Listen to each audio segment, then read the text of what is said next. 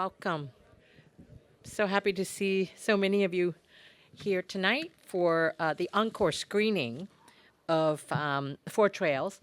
And I'm so glad that JC Hall was available, the Jockey Club Hall, so that we can have more than 100 people. And we have over 200 signed up for tonight's program. So we're so delighted that you're here with us. Can I ask, how many of you have seen the film? Okay, good. So I've seen it about 3 times. So, and it's still one of my favorite documentary, and I believe it's now showing on Now, and I believe it will be back on Cathay for screening. So I've been telling everybody to see the movie, and it is a really wonderful film, kind of a love letter to Hong Kong. And we're really delighted that Andre Blumberg has agreed to come back to talk to us this evening. So after the screening, Andre will be back and tell us more about the exciting plan for this year's Four Trails Walk that'll begin with Chinese New Year. And tonight, we have 2 great speakers. Well, you'll see them in the movie. Chang, who is a finisher, as well as Chang, from also another finisher. So these 2 gentlemen will be with us for the post-screening talk. So hope you will have some great questions for them. We are expecting latecomers. So some of you, if you don't mind sitting, if there are empty seats, please fill it in, because we will have latecomer coming in. In fact, we're still getting registration today, last minute. So I'm really delighted that tonight we can share this film with you again. And if there is another, now that I think it's no longer on in a theater release, if there is enough interest, and not only showing here at Asia Society here in Asia Society Hong Kong, if your organization is interested, we'd be happy to put you in touch with the filmmaker. And I'm also introducing them to our 15 other centers around the Asia Society Global Network in Australia, in Paris, in Zurich, in New York. I'm introducing the filmmaker to these cities so that this film can also be screened at other Asia Society in around the world. So I'm really delighted. Thank you for being here tonight, and I look forward to welcoming you back for future programs.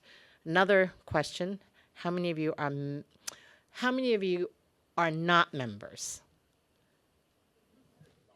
See, so you know what I'm going to say. Please join us and be part of the family, because we have some really exciting programs for you this year as we celebrate our 35th anniversary.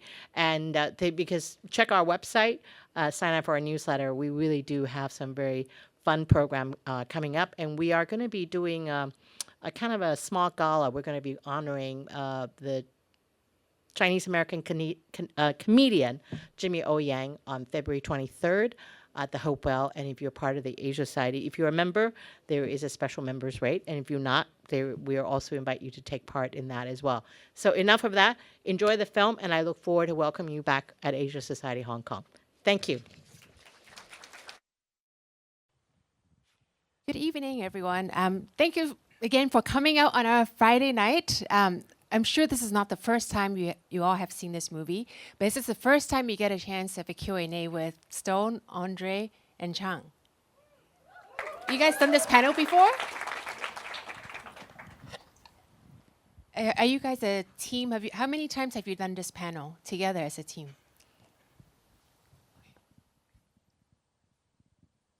Maybe I can start. I've done a couple of times, I think, but not together with Stone. First time with Stone. This is unique just for the Asia Society here today. Oh, thank you, Andre. So I want to start with a personal question to all 3 of you. Maybe let's start with Stone. Okay. When did you start hiking? Do you remember the first time? First time, 2005. Yes. I think it's my first joining the trail running races. And then that time I realized Hong Kong is so beautiful. It's not a concrete jungle, it's steep mountain. Yeah. This is my first time. Andre? First time hiking, I don't remember, but discovering, similar to Stone, the beauty of Hong Kong when I was about to turn 40. And at that time, I had already lived 8 years in Hong Kong, and my life revolved around home and office and Lang Kwai Fong. and so. But then a whole new world opened up for me in Hong Kong around the beauty of the country parks and the trails and the beaches and the diversity and everything is so accessible. So which then led me down into a rabbit hole, which ended up with this one. It's a good one. And Chang? And for me, probably about 2 years right after I landed in Hong Kong in 2010. Before I had also a similar lifestyle like Andre, office, home, and maybe Lang Kwai Fong and other areas. But I started hiking in Hong Kong, and that was my first time. And since then, I haven't stopped. Yes, really life-changing experience for me. Yes. And how often do you hike before you found 4 trails? Like every week? Like twice, 2 or 3 times? So when I started in around 2010, I started with short hikes and short races, mostly with Action Asia sprint races. I think many of you are familiar with. And gradually, as I increased distance and more time that I put on training, pretty much from once, twice a week to now pretty much almost every day, I would say. So did you hike here? Just kidding. No. Actually, my office is right behind here in Pacific Place, so no chance. How about you, Stone? Do you train every day also? Yes, after 2005, I started getting more trail running races, and yeah, even like 5 days a week usually. And now I think I even a bit more. Sometimes I just use my feet as the transportation. I run to Chung or to have a dinner with friends, or sometimes have a meeting in Kowloon and run back home.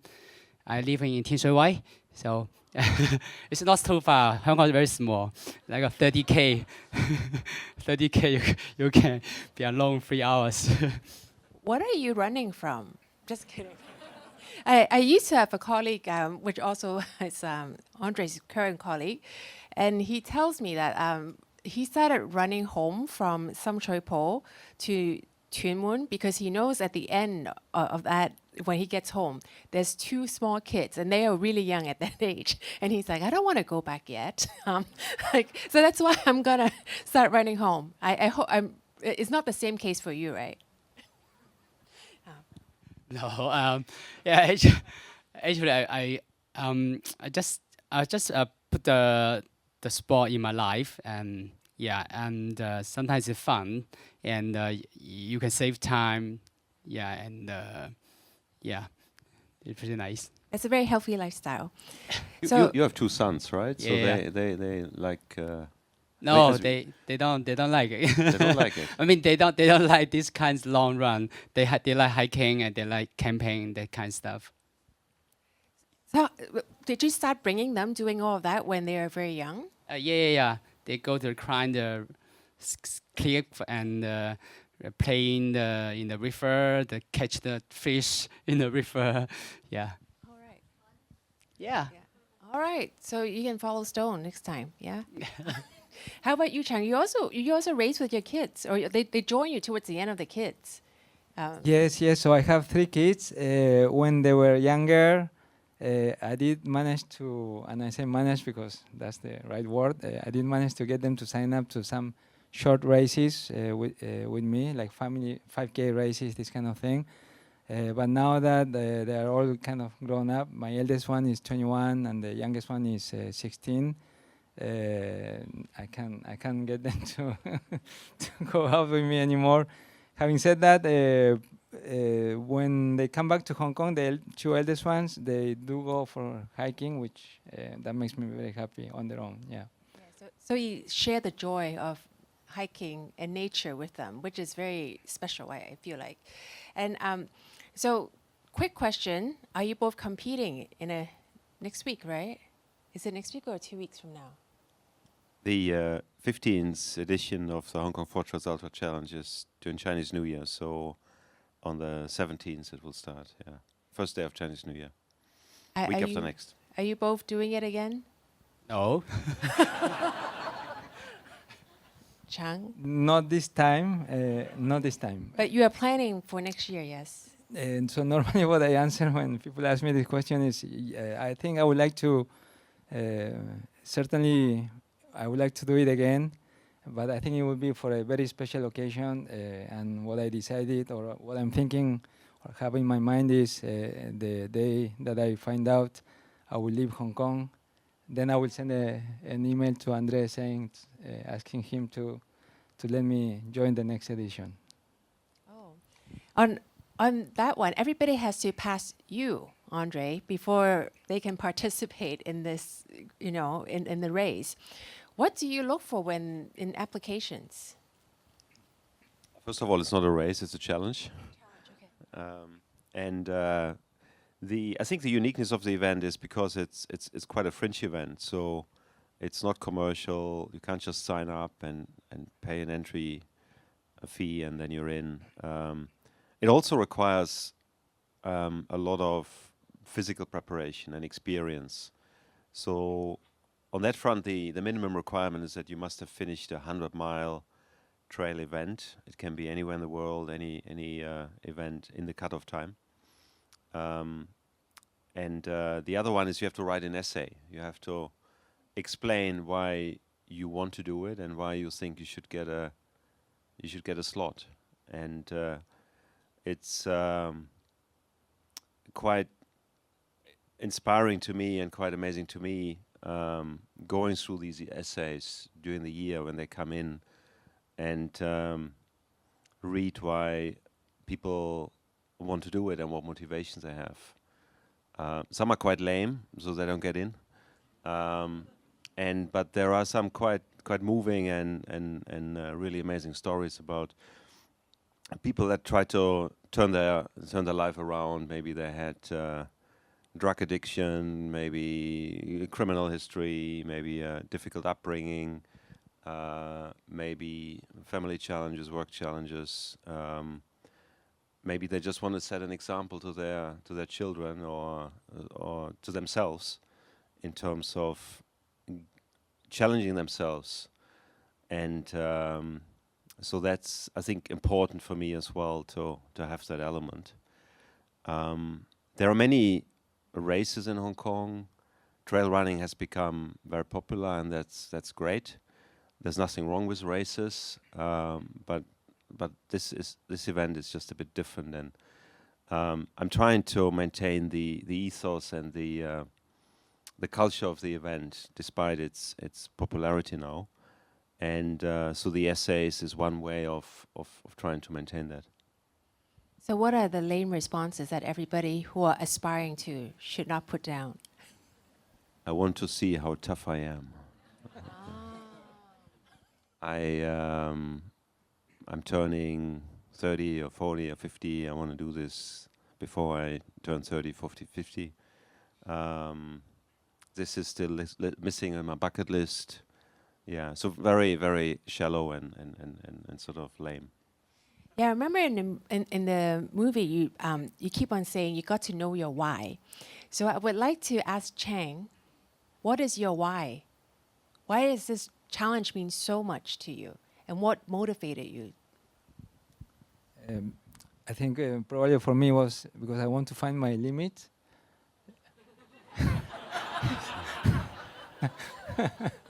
Obviously, I haven't shown you your limit yet. You started twice, you finished twice, right? No, so now coming seriously, I think, well, limit was really I had it on the mind, but it was mostly setting the example for my kids and showing that if you, I won't say the cliche that if you want to do what you want to achieve, anything is achievable, but until 4 trails, I never ran anything more than 160 kilometers, and doing something as drastic or as big as double the size of the distance is going into an unknown. And when you have a big challenge, you want to give it a try, and you'll find out only then whether you can do it. And I wanted to show them this kind of example. You think you achieved it, right? Well, I hope so. Yeah, I hope so. That's so sweet. How about you, Stone? Actually, I quite like this kind of challenge.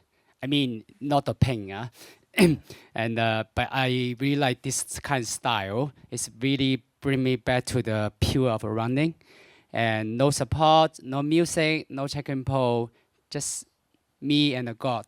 So it's really personal journey for me. I I always call it's my me time. So 3 days alone is quite nice. And actually, it's very funny. It's like you when you finish 4 trails, actually you travel around Hong Kong one loop, from the north to the south and from the west to the east, and Hong Kong Island and Lantau Island. And yeah, I think I really enjoy the journey. And also, this is my second time attend. I have the very clear goal is like I want to beat the 50. I'm very well prepared. But this is why I come back again. So when you decided to try again for the second time, I'm curious, what were your spouses or your family's response? No, they know me. They say okay, yeah, and actually I really like something I don't know. I'm not sure something I can success or they really make me excited. So my family always support me to do some like these kinds of adventure, the expedition. This is make the life very fun. How about you, Mr. Never Again? So on my case, no, yes, as Stone says, the family support is fundamental. Without their support, you couldn't do this. The first thing that my family said, what again? We are gonna miss our Thailand trip or whatever the weekend we have to do. And so that was a major hurdle to pass. But then they understand why I want to do this. They know it's important, and they fully support. Yes. So how big are your support teams, and how do you select them? On my case, it's probably very similar to Stone. It has to be somebody that you trust. They know you well, your lows and highs. I think that's the most important part. And people that you can trust. Yeah, same. Yeah, he's my teammate. He know me very well, and he know what I want, what I need, what I want to eat, and the race strategy and everything. So, yeah. So I have a question for you, Stone, because halfway through it, somebody came up to you and say you are their their idol. So can you tell us more, like about your road to fame, like or do you have a huge following among the trail community, or how do they know? Actually, I know like the first guy in Hong Kong doing the trail running races. I almost won every races. So so the first Hong Kong guy in the history, I think. And that time the trail running is getting bigger. So I think if you are a trail runner, should be. I mean, know me.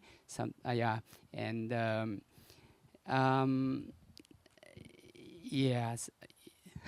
Stone is very humble. I was going to say, I think he's being a bit too humble. When I started my journey in trail, Stone was already so high in the accolades of trail running, and I am myself a big fan of you, Stone. Oh, no way. Stone in the early days and for many years has been really one of the best trail runners out of all of Asia Pacific, and and he's been very successful internationally as well as his showcase in the film. Yeah, he's very humble, but I think you get recognized quite a lot, right? And people ask you to take a selfie and so on, right? So Yeah, sometimes. Yeah. So Andre, back to you. Let's zoom back 15 years ago. When you dreamt up this challenge, what were your expectations? well, I obviously didn't quite dream up this challenge to what it has become now. So I was never really sporty. And then when I turned 40, I had the early midlife crisis, which the film alludes to. And then I started off by saying, okay, I need to live a healthier lifestyle, I need to lose weight and reduce my blood pressure, my cholesterol. I started off in the gym, just doing the stationary bike because I was just too heavy to run. And then did that, lost some weight, and treadmill in the gym, and then fairly soon after discovered the trails. And that was late 2009. Early 2010, and then I did my first race in April 2010, and I got hooked pretty quickly. I skipped the marathon distance, so my first race after basically 5 months of doing this was a 65k around the island, which is a famous low-key event as well in Hong Kong. And then later that year, my first 100k, and then the year after, a series of 100ks, and then for 2012, normally my wife and I, we would always travel during Chinese New Year, but for some reason that year we didn't travel, and I was thinking, what do I do? There are 4 days, public holidays in Chinese New Year 2012, and I thought there are 4 trails in Hong Kong that are longer than a marathon distance, so how about I do 1 trail a day, 4 days in a row? And so in late 2011, I sort of asked friends and runners and so on, and people that are much more experienced than I was at the time, and I said, what do you think? And they looked at me and say, you're really stupid. That's such a stupid question and idea. Of course it cannot be done. And that sort of motivated me, I guess, and okay, someone is telling me something, I can't do something, so that first year I did it on my own. The format was different, so it's not a non-stop format here, but you do 1 trail a day, and then you go home and sleep an hour or 2 and shower and eat, and then you do it again at 4 a.m. the next day. And it was an interesting feeling and emotion at the end of that when I completed that, because everyone told me you won't be successful, and I was expecting to fail. But that attracted me. That was a challenge, right? So, and yes, at the end I was happy to have done it, but I was actually very strangely also disappointed. And the disappointment, I think, was because I set myself up for not being successful. So as a result, because I was disappointed, then the following year I changed the format and I did it 4 trails in 3 days. 4 other people joined me, 3 of us completed it. Again, similar feeling. Well, actually, it was obviously too easy, otherwise I would have failed. So then the 3rd year, the event had become quite popular already and well known in running circles, at least in Hong Kong and beyond. And then the format changed to the current non-stop format, and from that year onward I have been organizing it. So, and we sort of tweak with the rules every year or every couple of years, but this is sort of probably the foundation format of what will continue. In the early years, we didn't have a cutoff time, so there was 1 year where was a bunch of guys from Thailand, and they took 118 hours,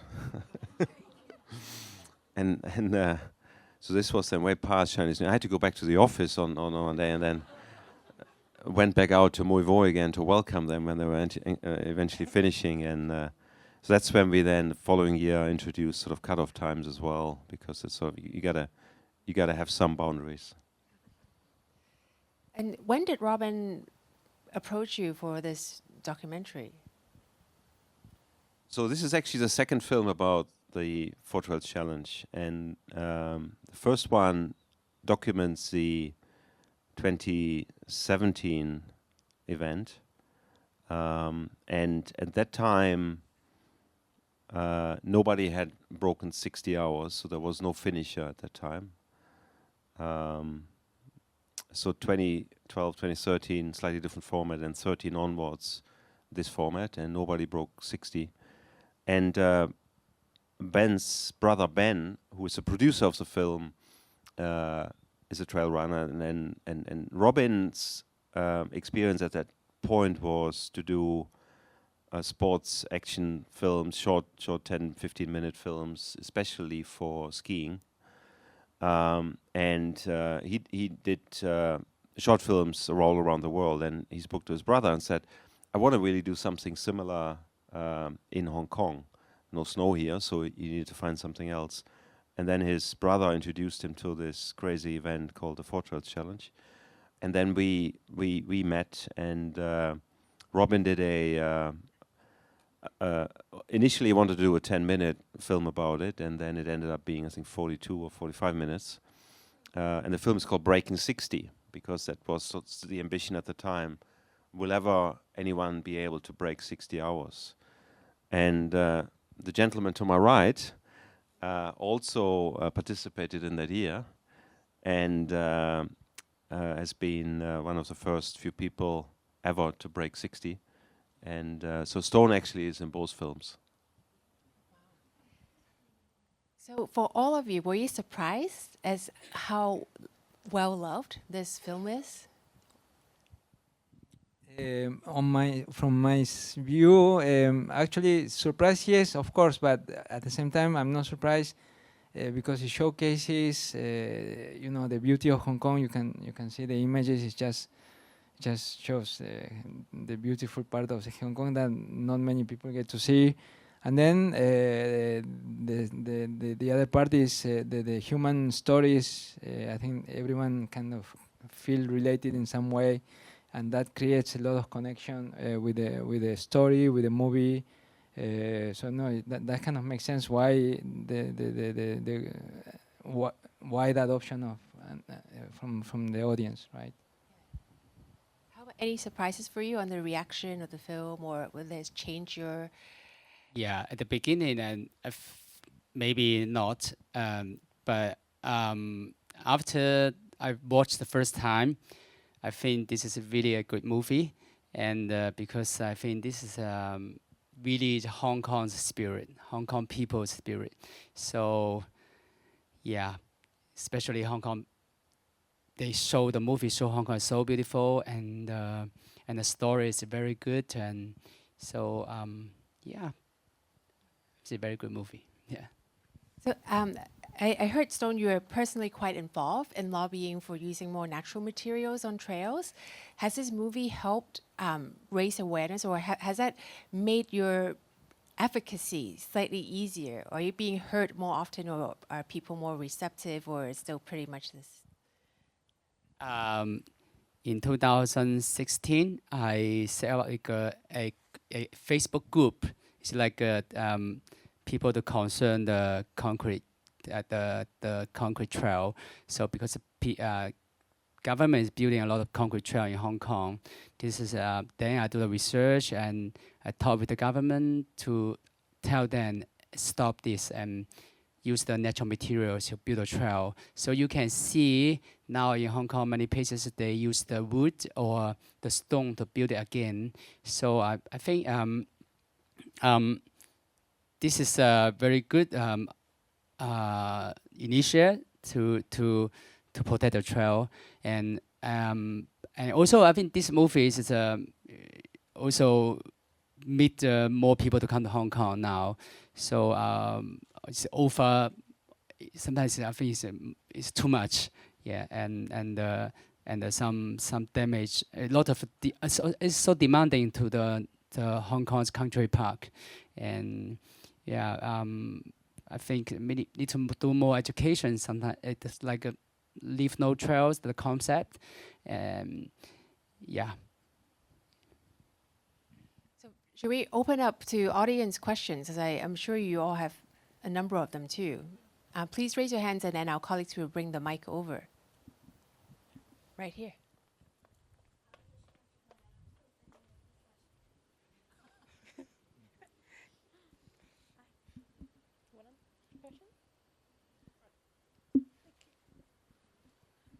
That was a great film and very, very cool thing to do.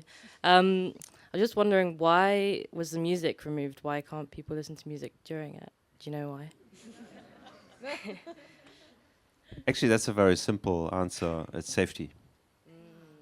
And it's the reason is that you're sleep deprived, and you also crossing sometimes roads as part of the trails. And even if you're in Asia and so on, you don't realize the surroundings sufficiently, and the sleep deprived state. That's the reason. So safety is very, very critical to me. Everybody who participates must have a phone. Everybody has a location tracker that I provide. Everybody needs to carry a space blanket in case they have hypothermia. So Chinese New Year can still be quite cold in Hong Kong, especially at exposed areas. And Tai Mo Shan is almost like a different climate zone in Hong Kong. And even if you come from different angles to the peak, it can be very different in terms of exposure. It can be really cold near freezing point or below. It can hail horizontally, and then on the other side, it's much different. So that's the reason: safety.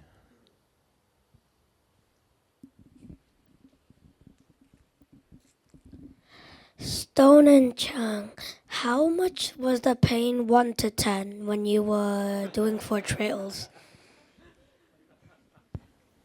I think like 100. Oh, too much.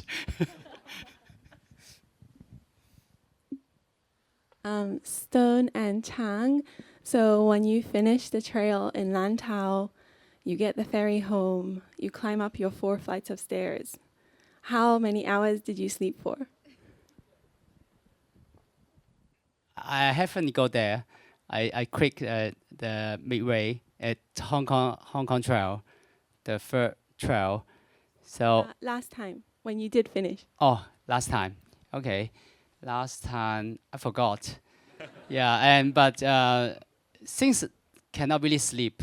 You just wake up, just some nap and wake up, some nap.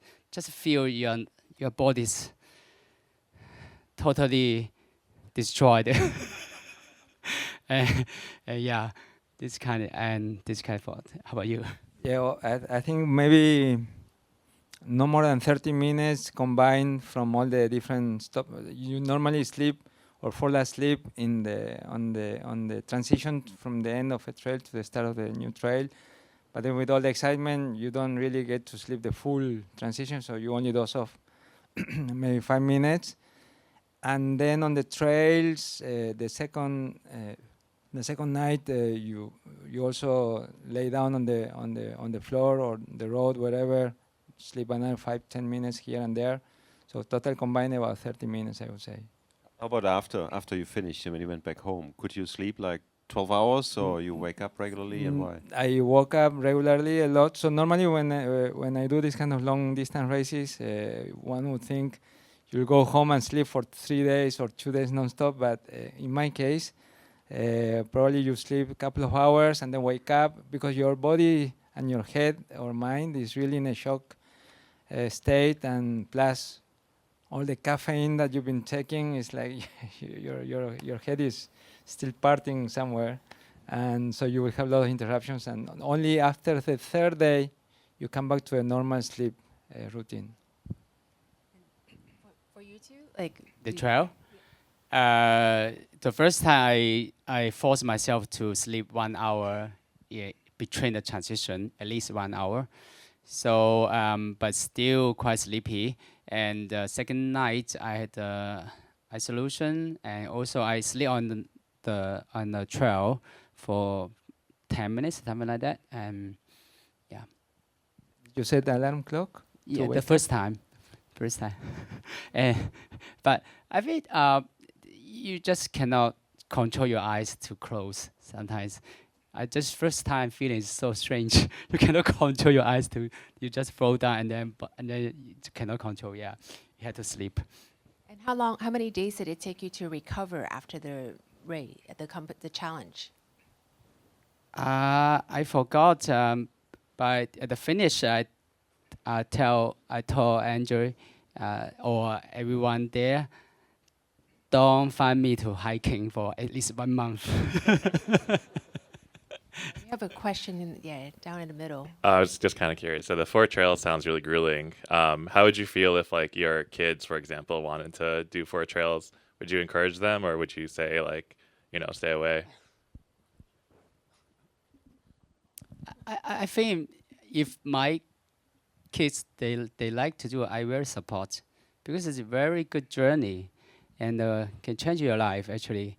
And I think you really can learn something from this challenge, however you success or not. Like second time I failed, I had a big learning from that. After I quit from midway, I didn't went back home. I just go to the finish line to cheer other runners, and then at that time I'm very upset because I'm grateful to see the runners come back, but for myself I'm really upset because I cannot finish. I just question myself. I really did my best in this challenge, and because I see other runners, they really hanging on to the finish like Chung, and then so I decided to do the 4 trails by myself once again. 1 week after the 4 trails, yeah, yes. I just cannot sleep. I just so annoying. And then I tell Robin, I say, hey, I will do 4 trails again. And 1 week later, and he said, okay, when you reach the last trail, let me know. I come to film you.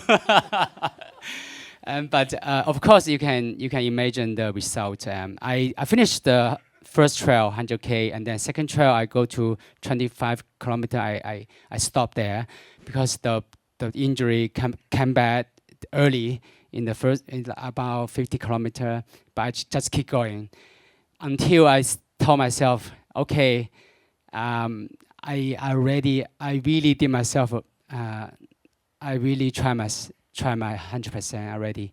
So I that some kind of relief. I'm so happy, even I cannot finish second time attempt. And I found, I just realized this is life. I'm the human, and also this kinds of fall is also my story, and also I can learn something. It's like because I concern too much about the performance and the result, so I forgot the journey. Yes, and so life, like this is life actually. So your life, everyone, I think here, you fail many times, right? So not everything guaranteed success. But if you do your best, it's okay. Yeah, and also you can get something from the failure. So yeah. I think this is a very good life journey. Yeah, I encourage you to do that. Thanks. That's a great philosophy, and we have many more questions. Let's start in the gentleman in the middle. I'll go. Is that okay? I'll go. Thank you. That was a beautiful film. Thank you so much. And the narrative with the psychologist, and then everybody has sort of said it's life-changing.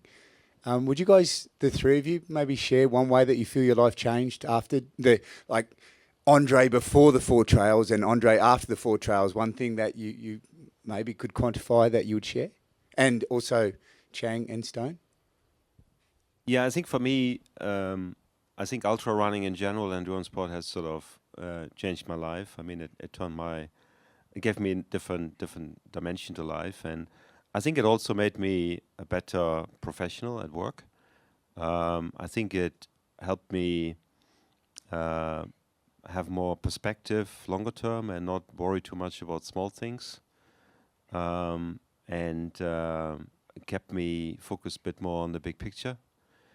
I've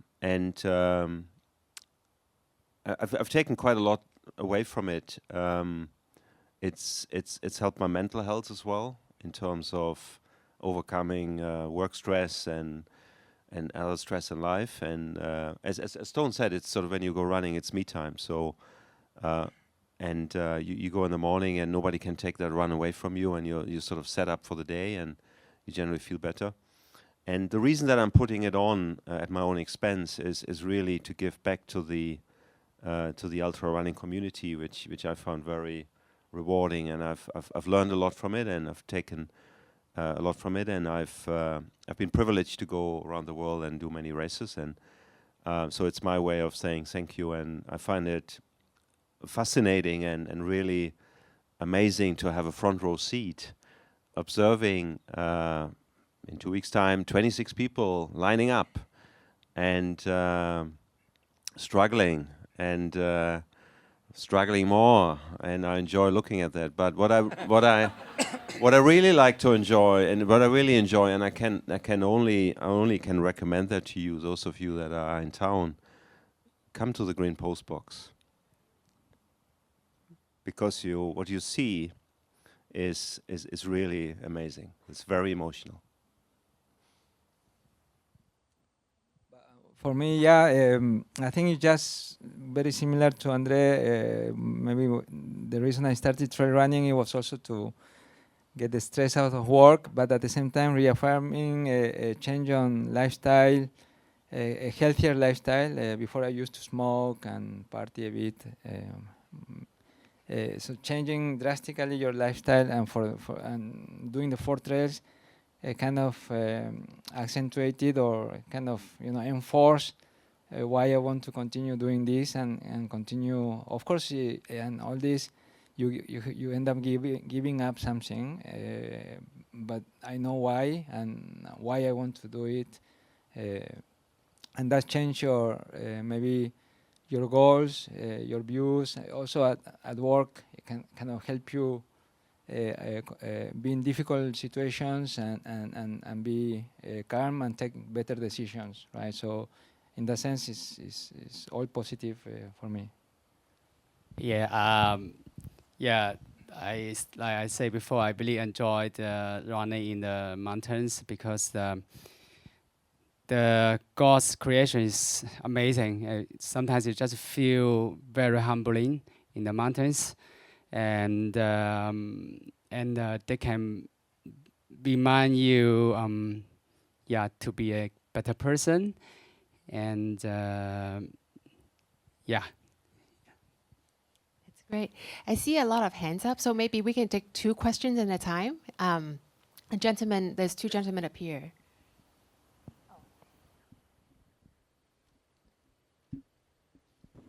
Yeah. So my question is, because I've got someone here really young and who is really into cross-country running, but it doesn't seem to me that in the film, like the younger you are, the more energetic you are, the more advantage you have. So what part do you think someone's age play in this challenge? Can we take the other question first? Yes, my question is about sleep deprivation and your training for that. So when you're training for this, do you train for sleep deprivation? And if so, how do you train for that? Maybe I take the first one, and then Stone and Chang can do the second one. So the average age of people doing this sort of event is around 45. And I think the reason for that is that you need to make a lot of sacrifices to prepare and to train for this. So you're looking at 12 hours, 15 hours, up to 20 hours a week of training and preparation, and that doesn't even include the recovery time. So it's like having a second job, right? And it's a significant time commitment. It can be quite a selfish sport. and something's got to give. It's got to be either work priorities or family life or friends. And I think you need to be of a certain age or commitment to put up with that. And I think this is a global sort of median sort of age, so mid 40s, and there are a lot of people that are well into their 50s and even 60s that are really doing very well at these things. Because it's not about just going really fast. It is not slowing down for a really long time, right? And 300K in 60 hours, it's 5K an hour. That's pedestrian speed. Easy, right? Well, hold on, it's on average. It goes up and down.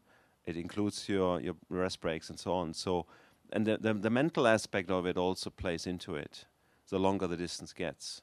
So generally, maybe the younger, and I'm generalizing now, maybe the younger athletes prefer sort of shorter distances, and that plays to their strengths as well, because they got a higher aerobic and lung capacity, and that degrades over time, your maximum VO2 max and so on. And then as you get older and you step up the distance, then your stubbornness and your grit and your tenacity and your mental strength and so on plays into the favor for these longer events. Sleep deprivation, Stone. Actually, cannot train, I think.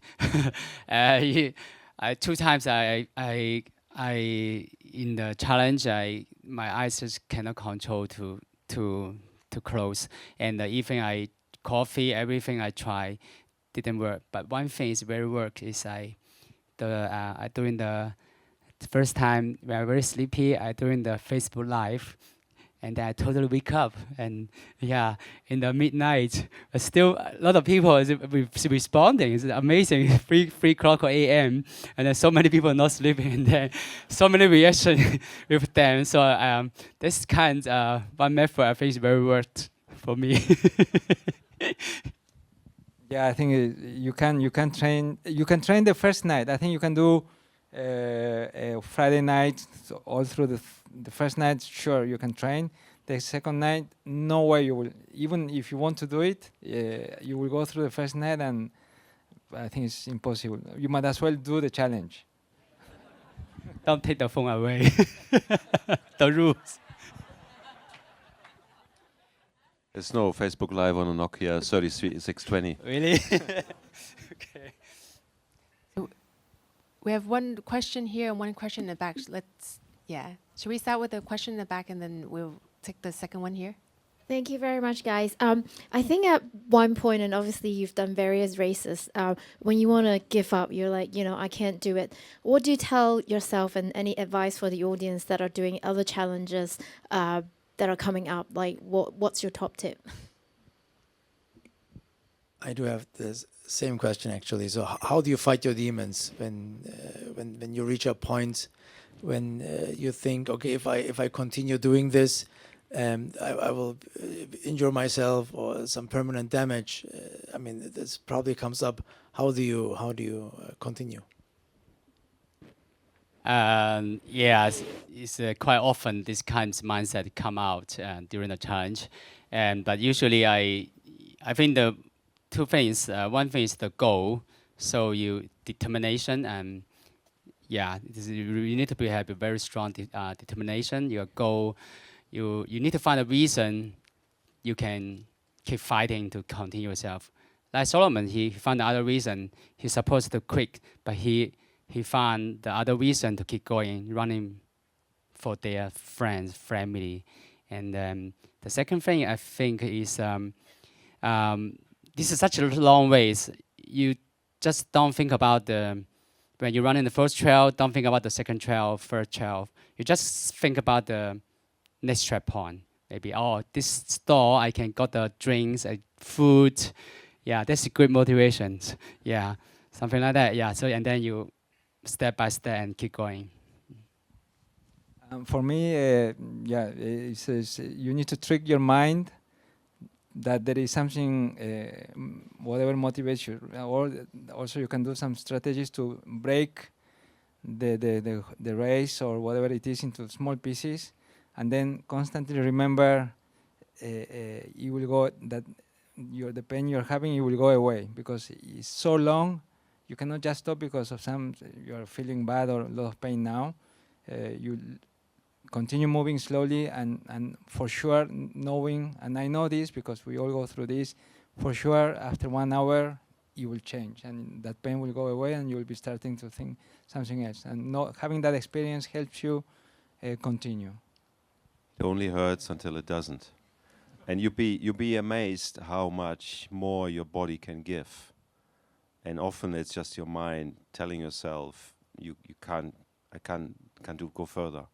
You can always do one more step, and one more step, and one more step. Wow. Oh, we have one last one.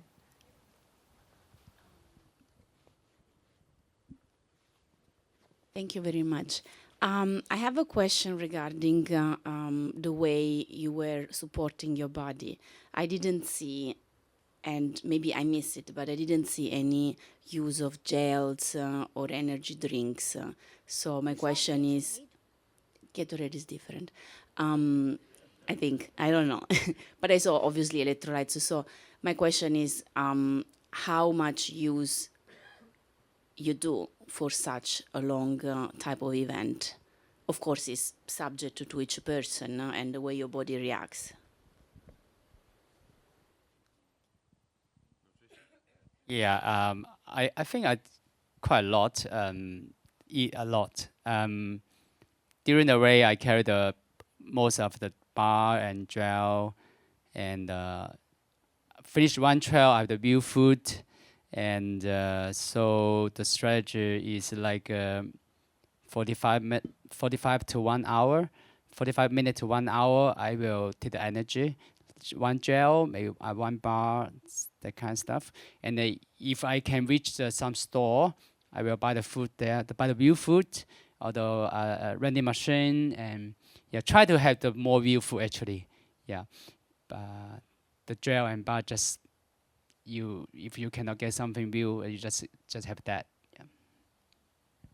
Quite similar, actually. Yeah, but we do take a lot of energy gels. It's just that it wasn't quite visible in the movie. We are all carrying energy gels, and on my case, you start with good intentions, like it was Stone was saying, every hour 1 gel or 2 gels, and then after 10 hours, you forget about everything, and literally you just eat whatever you can. Really, that's what exactly. That's right. It's something you need to train as well, right? It's not just the run training. It's the mental element, your gear, your equipment, your backpack, your light, and your nutrition as well. You can train your stomach, right? But it's not easy to train your stomach because everybody can run 2-3 hours without eating when you're reasonably trained. But you can't do anything longer than let's say 50K or 5 hours without taking calories in because your glycogen stores will be used up, and then you bonk and you stop. So you then need to start balancing all the different demands on your body, digesting food, the blood flow in terms of your muscles to move, to digest food. If you eat too much, then your stomach gets upset and so on. So this is again an interesting element in the challenge as well. There's so much more to it than running.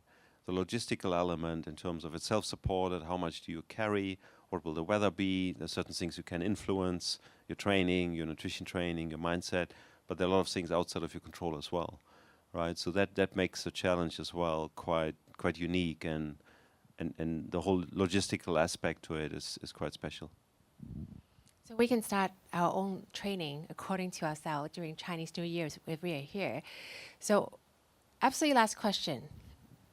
What time should people be at Mui Wo? Like which day?